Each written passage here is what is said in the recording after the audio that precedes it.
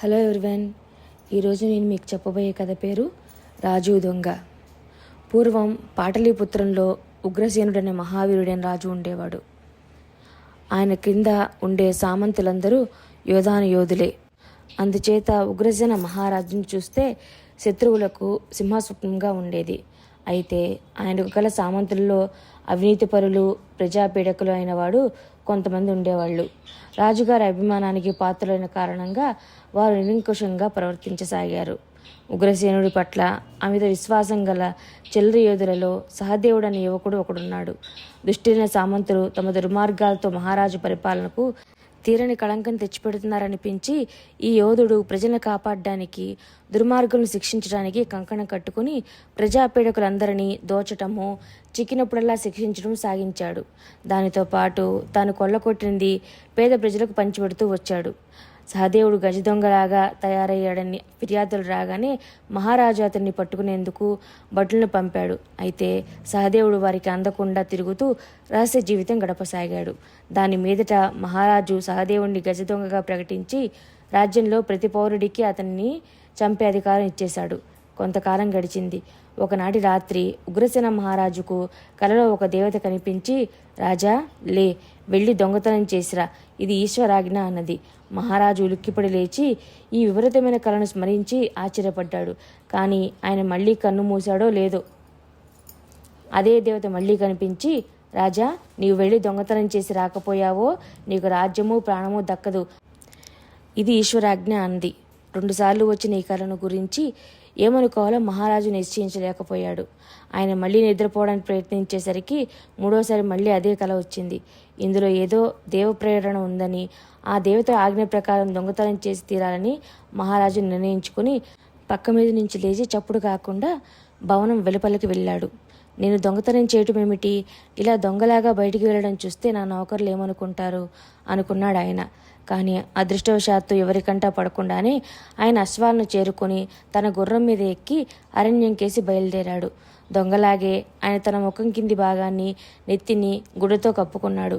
ఆలోచించిన కొద్దీ ఆయనకు దొంగల మీద గౌరవం హెచ్చింది. దొంగతనం చేయడానికి ఎంత నేర్పు కావాలి, ఎంత గుండెధైర్యం కావాలి. పట్టుబడితే జనం చంపేస్తారు. ఒకవేళ జనం చంపకపోతే రాజు ఉరి తీస్తాడు. తాను రాజే అయినా కూడా దొంగతనం చేయడంలో తనకు ప్రమాదం ఉంది.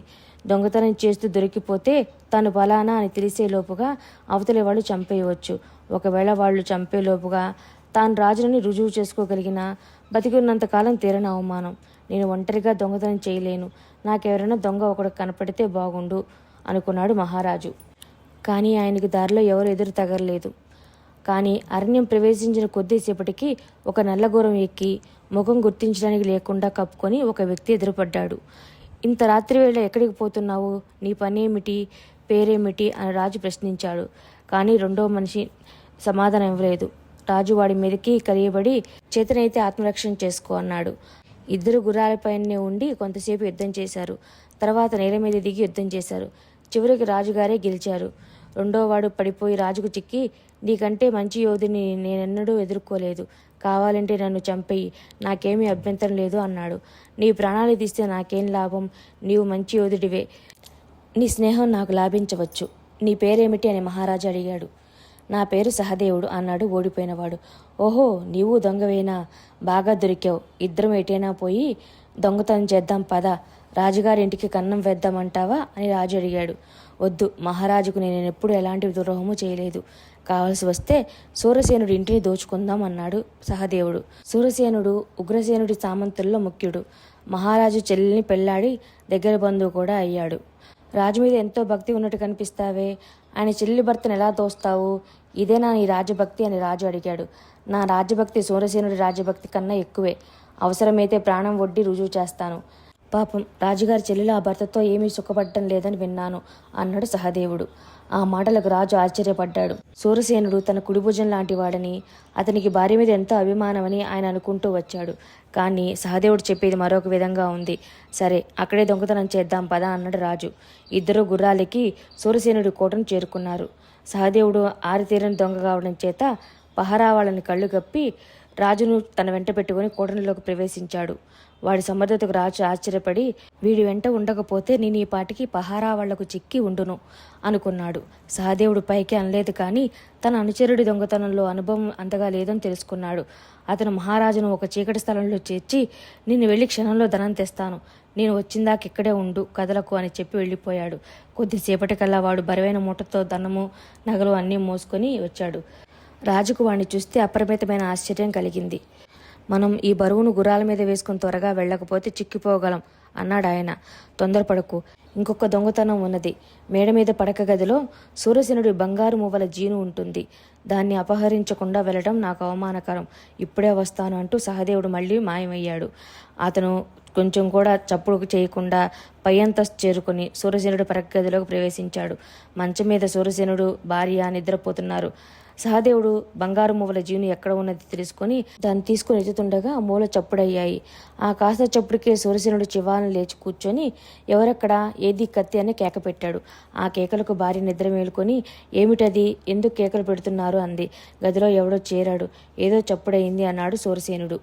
గాలికి చెట్ల కొమ్మలు కదిలి ఉంటాయి, కాకపోయినా ప్రతి రాత్రి మీరేదో పిల్లకళ్ళ కనటము, ఉలికిపడి లేవడమును మీ మనసులో ఏదో రగులుతూ బాధపడుతున్నది. అదేమిటో నాకు కూడా కాస్త చెప్పకూడదా?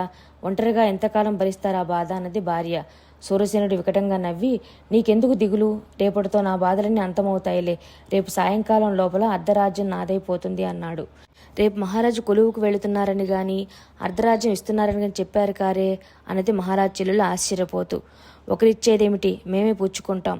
నేను నా మిత్రులు కొందరు కలిసి రేపు కొలువులో మహారాజును హత్య చేసి రాజ్యం పంచుకుంటాం అంటూ దుష్టుడైన సూరసేనుడు తన భార్య కుట్రలో పాల్గొంటున్న సామంతులందరి పేర్లు చెప్పాడు. నా గొంతులో ఊపిరుండగా మా అన్నను హత్య చేయనివ్వను అంటూ సూరసేనుడి భార్య లేవబోయింది. సూరసేనుడు ఆమెను స్పృహ తప్పిపోయేదాకా కొట్టాడు. ఆయన మళ్ళీ పడుకోగానే సహదేవుడు వచ్చిన దారిని కిందకి దిగి వెళ్ళి ఈ తోటి దొంగతో తాను చూసింది వినది పూసుకొచ్చినట్టు చెప్పేసి నా కత్తి నాకు ఇచ్చేయి, ఆ రాజద్రోహిని ఇప్పుడే చంపి వస్తాను, ఒకవేళ నేను తిరిగి రాకపోతే చచ్చిపోయాననుకొని నీ దారిని నువ్వు వెళ్ళిపో అన్నాడు. సూరసేనుడు రాజద్రోహం కోసం కుట్ర పనటమే కాక కొంతమంది సామంతులను కూడా అప్పుడే కూడబెట్టుకున్నాడని విని రాజు తన చెవులను తానే నమ్మలేకపోయాడు. కానీ సహదేవుడికి అబద్ధపడాల్సిన పనే ఉంది. అందుచేత ఈ వార్త నిజమేనని రాజు నమ్మవలసి వచ్చింది. ఆయన సహదేవుడితో, నీకేమైనా మెత్తిపోయిందా ఏమిటి? రాజు కోసం నీ ప్రాణాలు బలిస్తానంటున్నావు, ఆ రాజు నీకేం వరగబెట్టాడు గనక అన్నాడు. నీవు నా ప్రాణాన్ని దానం చేశావు కనుక సరిపోయింది, కానీ ఈ మాట అన్నందుకు చంపేసి ఉందును. రాజు సత్పురుషుడు, ఆయనకు కీడు కావడానికి వీల్లేదు, నా కత్తి ఇచ్చేయి అన్నాడు సహదేవుడు. వద్దు, మనం వెళ్ళి ఈ వార్తని రాజుకే చెప్దాం, రాజద్రోహుల సంగతి ఆయనే చూసుకుంటాడు అన్నాడు రాజు. తన మిత్రుడు బావమరిది అయిన సూరసేనుడి మీద నేను ఆరోపణలు చేస్తే రాజు వింటాడా? నేను దొంగను, దేశ బహిష్కార శిక్ష పొందినవాణ్ణి. నన్ను చూస్తేనే రాజుగారు ఉరి తీస్తాడు కానీ కుట్రలను గురించి నిన్ను చెప్పిందంతా వింటూ కూర్చోడు అన్నాడు సహదేవుడు. నేను దేశ బహిష్కారం పొందినవాణ్ణి కాను, నేనే వెళ్ళి ఆయన హెచ్చరిస్తాను అన్నాడు రాజు. తర్వాత దొంగలిద్దరూ అరణ్యంలో ఒకచోట కలుసుకునేటందుకు కూడా సంకేతం ఏర్పరచుకున్నారు. తెల్లవారక ముందే ఎవరికంటా పడకుండా రాజు తన భవనానికి తిరిగి వచ్చాడు. కుట్రలో చేరిన సామంతుల పేర్లు ఆయనకు తెలుసు కనుక వారిని మినహాయించి మిగిలిన సామంతులను అప్పటికప్పుడే పిలిపించి వారితో తనకు వచ్చిన కళ గురించి, తాను సహదేవుని కలుసుకోవడం గురించి, సూరసేనుడి కుట్ర విషయం గురించి అంతా రాజు సామంతులకు చెప్పాడు. సామంతులు సూరసేనుడితోనూ ఇతర కుట్రదారులతోనూ ప్రాణాలకు తెగించి పోరాడతామని శపథాలు చేశారు. గోరుతో పోయేదానికి గొడ్డలతో పనేంటి? కుట్రదారులు మన మీదికి దండెత్తి రారు కదా, ఒకరొకరే వస్తారు, ఒక్కొక్కరి ఆయుధాలు లాగేసుకున్నామంటే సరిపోతుంది అన్నాడు ఉగ్రసేన మహారాజు. అలాగే జరిగింది కూడా. కుట్రదారులందరూ వెంట ఆయుధాలు దాచుకొని వచ్చి నలుగురు చుట్టుముట్టేసరికి వాటిని బయటికి తీసి ఇచ్చేశారు. ఆఖరికి వచ్చిన వాడు సూరసేనుడు. అతన్ని పట్టుకొని రాజు వద్ద ఉంచారు. తన అనుచరులు తన కన్నా ముందే బందీలుగా చిక్కిపోయారని గ్రహించి అతను, ప్రభు, ఏమిటి దౌర్జన్యం? మీ బావమరిది, మీ సామంతుడైన నాకిలాగైనా స్వాగతం ఇచ్చేది అన్నాడు. కాదు, ఇది రాజద్రోహులకి ఇచ్చే స్వాగతం అన్నాడు రాజు. ఎవడా మాట అన్నది? వాడిని పిలిపించండి, నా కత్తితో వాడికి సమాధానం చెప్తానన్నాడు సూరసేనుడు. రాజు తన మనిషిని అరణ్యంలోని సంకేత స్థలానికి పంపాడు. వాడు అక్కడికి చేరి సహదేవుని చూసి, రాజుగారు మిమ్మల్ని రమ్మంటున్నారు అన్నాడు. తన అనుచరుడు రాజుగారికి దొరికిపోయి ఉంటాడని, తనని కూడా పట్టుకునేందుకు ఎత్తివేశాడని సహదేవుడు సంకోచించాడు. కానీ రాజు అంత నీచానికి ఒడికట్టడనుకుని రాజు మనిషి వెంట రాజభవనానికి వచ్చాడు. అతను రాజుతో, మహారాజా, నిన్ను దొంగను, దేశ బహిష్కారం పొందినవాణ్ణి అయినా తమ ఆజ్ఞను అనుసరించి మీ మంచితనంలో విశ్వాసం ఉంచి వచ్చాను అన్నాడు. పిచ్చివాడా, నిన్ను రాత్రి చంపకుండా విడిచిపెట్టిన వాణ్ణి ఇవాళ చంపిస్తానని ఎలా అనుకున్నావు అన్నాడు రాజు. నిన్న రాత్రి అడవిలో కనపడింది మీరా అన్నాడు సహదేవుడు ఆశ్చర్యంతో. అవును, నిన్న నాకు దొంగతనం నేర్పించావు. ఈ పూట ఇంకొక సహాయం నీ వల్ల కావాలి. ఈ రాజద్రోహితో ద్వంద్వ యుద్ధం చేస్తావా అని రాజు అడిగాడు. సహదేవుడు సంతోషంగా సమ్మతించి సూరసేనుడితో కత్తి యుద్ధం సాగించాడు. చాలాసేపు ఇద్దరు సమూజ్జులుగా పోరాడిన తర్వాత అదృష్టవశాత్తు సూరసేనుడు సహదేవుడి చేతిలో ప్రాణాలు వదిలాడు. సహదేవుడి పైన ఉన్న ఆంక్షలన్నీ ఉపసంహరించి ఉగ్రసేన మహారాజు అతనికి సూరసేనుడి జాగీరిచ్చి తన సామంతులలో ఒకటిగా చేసుకున్నాడు. కథ కంచికి మనం నిద్రకి. Thanks for watching. Please like, share and subscribe.